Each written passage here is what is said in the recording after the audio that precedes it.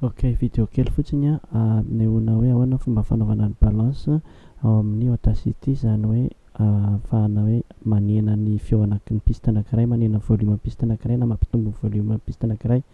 Fomba fanaovana anazy dia miditra amin'ity bouton ity hoe outil de niveau. Rehefa amin'ny andavanandro mantsy dia ity bouton hoe outil de sélection ity no mandeha, zany hoe lasa sélection souris, dia tsindriny ity outil de niveau ity dia lasa miova an'iny ny souris, dia avy eo alaina ny sisin'ilay feo tokony alaina. Amin'izao mantsy izao ohatran'izao ny feo ato, zany hoe ambonimbony kokoa zany ity feon-kira ity, dia ajana izy dia ampidinina rehefa aza novaina an'ity ny souris dia raisina ny sisiny dia ampidinina ohatran'izao, ankelezina zany dia andramana raha mety.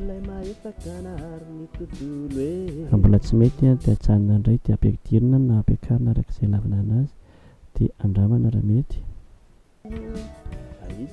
Rehefa afa-po dia izay, dia averina amin'ity souris, averina amin'ny normal ny souris, izay ihany.